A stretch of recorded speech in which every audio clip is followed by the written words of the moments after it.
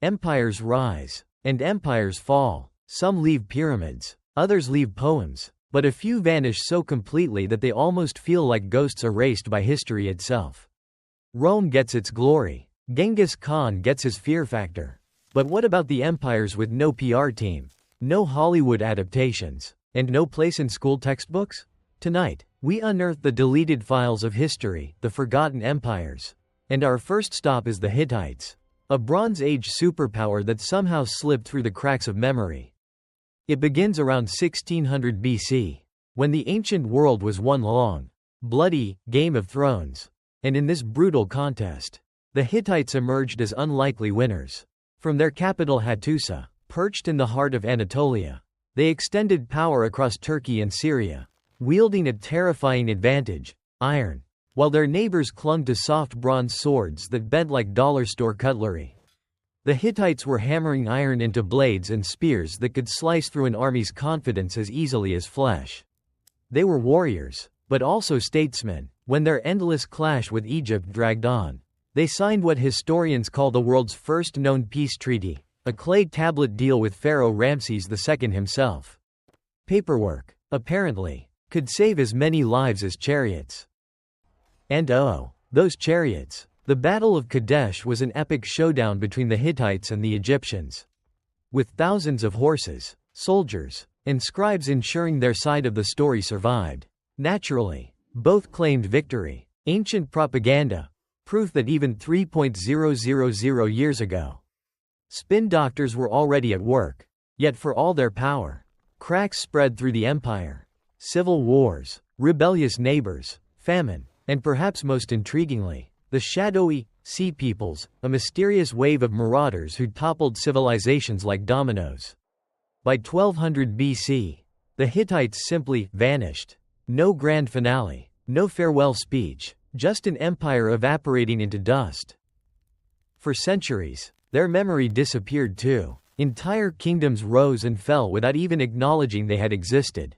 The Hittites became history's equivalent of a one-hit wonder. A band that once sold out stadiums but never made it to Spotify playlists.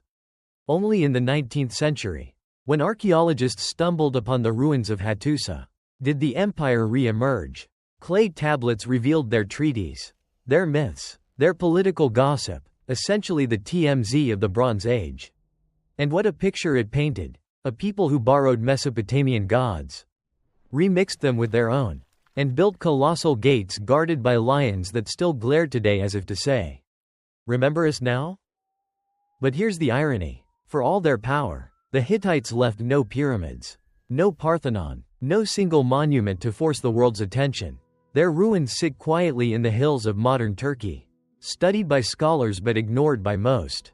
Once rulers of half the known world, now reduced to footnotes, the Hittites proved that even giants can be forgotten. Their glory as fragile as clay tablets crumbling in the dirt. So the next time you assume power guarantees immortality, remember them, the Hittites, history's most successful one-hit wonder.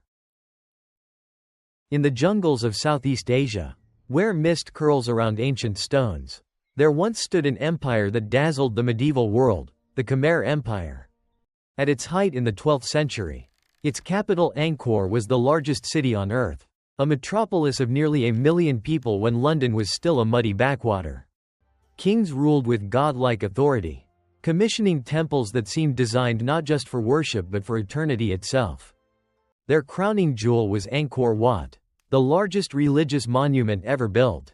It wasn't just stone stacked into towers, it was cosmic architecture.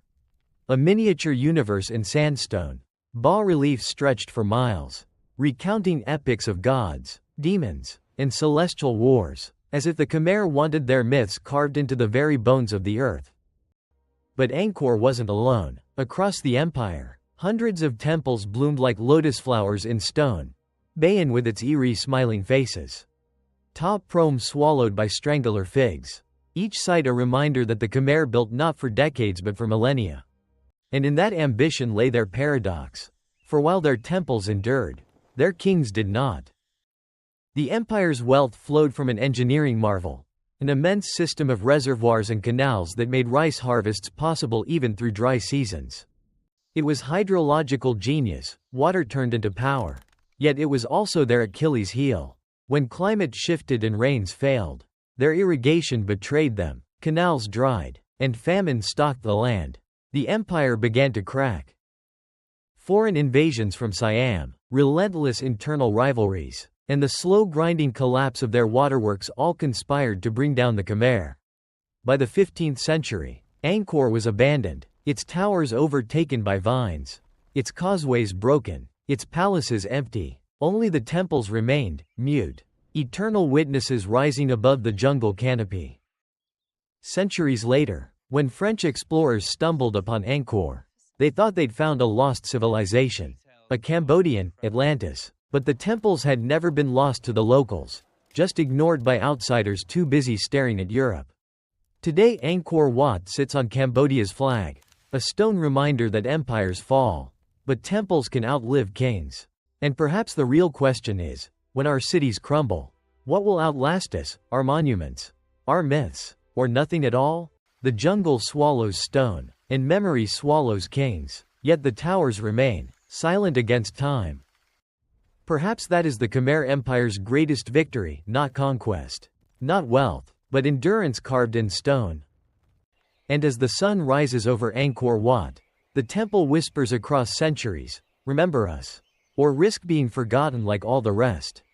Across the golden sands of West Africa, a kingdom rose that astonished the medieval world with its wealth, the Mali Empire. Its heart was the city of Timbuktu, where mud brick mosques and libraries made it not just a trade hub but a beacon of knowledge. Caravans stretched for miles, camels groaning under loads of gold, salt, and ivory. At its peak under Mansa Musa, Mali was so rich that a single pilgrimage to Mecca destabilized economies. He spent and gifted gold so freely in Cairo that prices crashed for a decade. Imagine being so rich your vacation wrecks an entire currency system. But Mali was more than treasure. Scholars gathered at Sankore University, where theology, astronomy, and mathematics flourished. Timbuktu became a word synonymous with the edge of the world. But in reality, it was a lighthouse of learning. The empire's prosperity rode on control of trade routes. Gold flowed north, salt south, knowledge everywhere. Yet the desert that gave them power was merciless. Trade shifted, rival kingdoms rose, and internal strife weakened the empire. In 1591, Moroccan armies armed with gunpowder shattered Mali's forces at Tondibi. Camels and spears could not stand against cannons.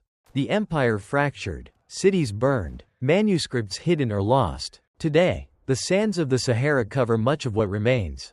Yet the legends of Mali, of gold-laden kings and libraries of wisdom, still echo, reminding us that wealth and knowledge can dazzle, but even golden empires can fade. In the Valley of Mexico, rising from the waters of Lake Texcoco, an empire of warriors and builders thrived. The Aztecs, their capital, Tenochtitlan, was a marvel. Causeways, canals, floating gardens, temples that soared skyward. Spanish eyes saw it as more dazzling than anything in Europe. At the heart stood the Templo Mayor, where rituals mingled devotion with blood. The sun stone told their cosmic calendar, a vision of time both endless and terrifying. Tribute flowed from conquered peoples, maize, textiles, cacao, jade, feathers. The empire thrived on war, trade, and faith. But omens darkened, comets blazed, earthquakes shook, and whispers foretold doom. Then sails appeared on the horizon. Hernán Cortés arrived, bearing steel, horses, and ambition. With alliances, deceit, and disease, the Spanish dismantled the Aztec world. The siege of Tenochtitlan was apocalyptic. Aqueducts cut, famine spread, smallpox ravaged the population. The city of lakes was reduced to rubble. The great temples toppled, idols burned, treasures melted into ingots. Yet the Aztecs were not erased. Their gods survived in syncretic rituals. Their language Nahuatl endures, and their eagle on cactus emblem still flies on Mexico's flag. The Aztec story lingers as both glory and tragedy, proof that brilliance can burn bright. But fire consumes as easily as it illuminates.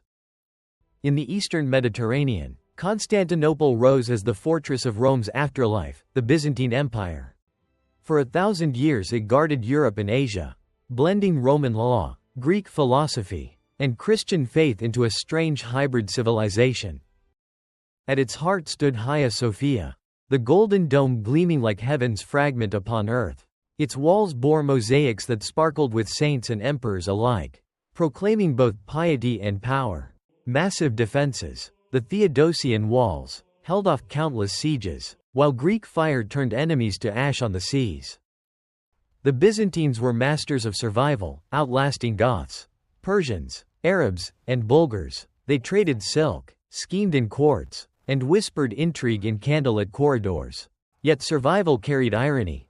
They endured everyone, except their supposed allies. In 1204, Crusaders sacked Constantinople, burning and looting their Christian brethren's capital in a betrayal that scarred the empire forever.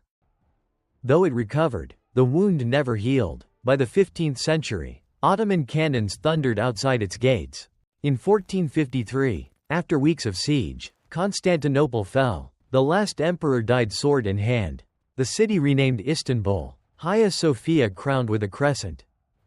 The Byzantine Empire, Rome's long afterlife, ended not with a whimper, but with walls crashing under cannon fire. Yet its echoes remain in Orthodox chants, in mosaics that survived fire and fury, in the double-headed eagle that still spreads its wings in emblems. Byzantium reminds us that survival itself can be a kind of glory, though even the strongest walls fall in time. Empires rise, empires fall, and ruins remain, but the question lingers: what will outlast us? Is glory carved in stone, written in story, or lost in silence? Perhaps the answer waits, hidden in tomorrow's ruins, daring us to remember.